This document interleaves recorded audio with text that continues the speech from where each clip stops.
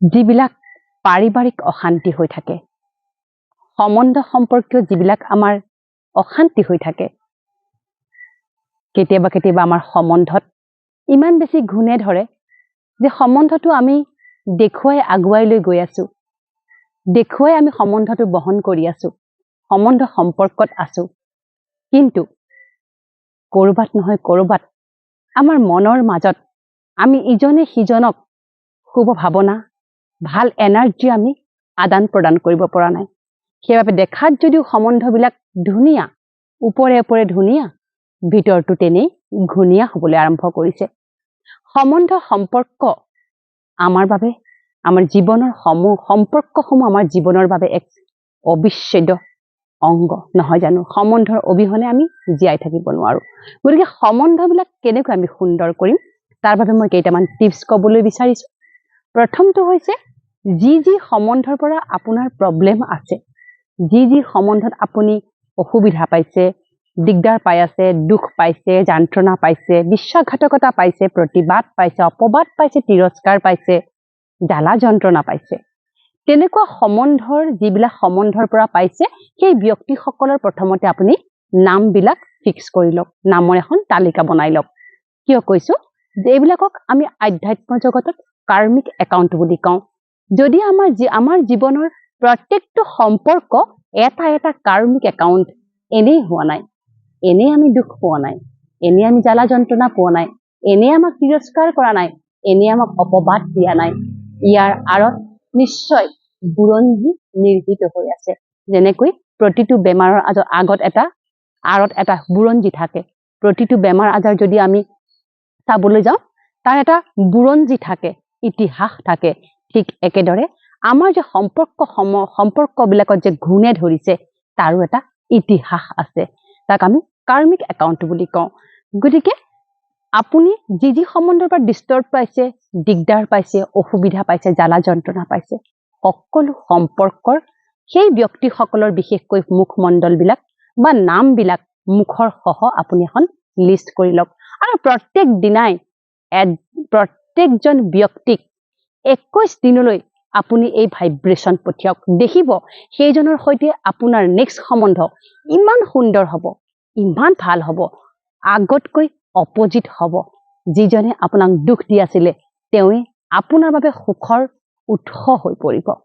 সেইটো হৈছে এদিন 21 দিন এটা সম্বন্ধ ঠিক কৰিবলৈ কিন্তু আপুনি 21 দিন পৰ্যন্ত সময় দিব লাগিব।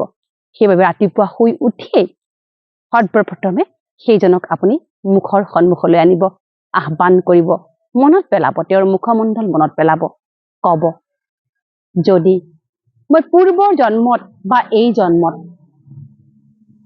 জানি বুজি বা অজানিতে মই তোমাক যদি আঘাত দিছিলো, দুখ দিছিলো, মই আজি নিৰাকাৰ পৰম পিতা পৰমাত্মা যি ধৰ্মত আছে, ঈশ্বৰ, আল্লাহ, গড, ভগৱান, তেওঁক সন্মুখত সাক্ষী কৰি মই তোমাক আজি ক্ষমা প্ৰাৰ্থনা খুজিছো।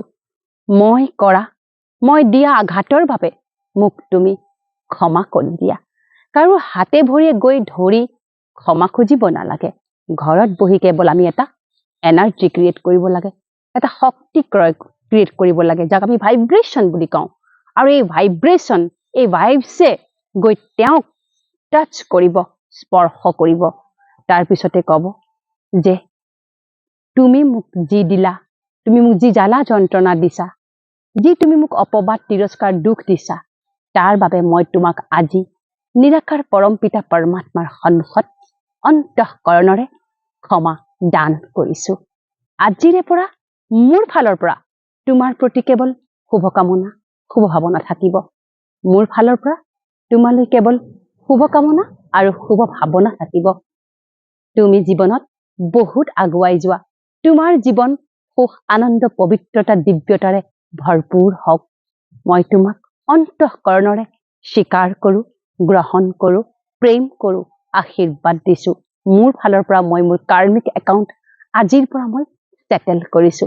তুমি মোৰ প্ৰিয় সহযোগী, তুমি মোৰ প্ৰিয় লগৰী, তুমি যেনেকুৱাই মই তোমাক তেনেকেই গ্ৰহণ কৰো, তুমি যেনেকুৱাই মই তোমাক তেনেকৈ স্বীকাৰ কৰোঁ, সহন কৰোঁ। এনেকৈ 21 দিন পৰ্যন্ত যেতিয়াই যেতিয়াই আপোনাৰ সন্মুখলৈ সেই মুখমণ্ডলবোৰ আহিব, সেই সকলক মুখমণ্ডলবিলাকক আনি ল'ব, সেই ব্যক্তিসকলক মনত পেলাব আৰু এনেকৈ ভাইব্ৰেশ্যন দিবলৈ আৰম্ভ কৰক। ই মেজিকেল, ই আপোনাক যাদুকৰী নিচিনাকৈ, যাদুৰ নিচিনাকৈ আপোনাৰ প্ৰতিটো সম্বন্ধ খুব সুন্দৰ, আগতকৈ শক্তিশালী আৰু সত্যতাৰে আৰু খুব সুনিপুণতাৰে প্ৰেমপূৰ্বক আৰু শান্তিপূৰ্বকভাৱে আপোনাৰ প্ৰতিটো সম্বন্ধ এটা নতুন সম্বন্ধলৈ ৰূপান্তৰ হ'ব। গতিকে আহক আমি জীৱনত বহু কিছু কাৰ্মিক একাউণ্ট থাকে, সেইবিলাকক প্ৰথমতে আমি ছেটেল কৰি লওঁ। কাৰণ কাৰ্মিক একাউণ্ট যদি আমি ছেটেল নকৰোঁ, ডে বাই ডে সেই একাউণ্টটো আমাৰ বাঢ়ি গৈ থাকে। তাৰ ফলশ্ৰুতিত আমাৰ মানসিক শক্তি লোপ পায়। গতিকে এইখিনি কৰাৰ শুভ মুহূৰ্ত হৈছে ৰাতিপুৱা। পৰাপক্ষত ৰাতিপুৱা শুই উঠিয়েই অমৃত বেলা বুলি কওঁ, ব্ৰহ্ম মুহূৰ্ত, পৰাপক্ষত 3 বাজিৰ পৰা 5 বাজিৰ ভিতৰত কৰিলে আপুনি বেছি ফলাফল লাভ কৰিব।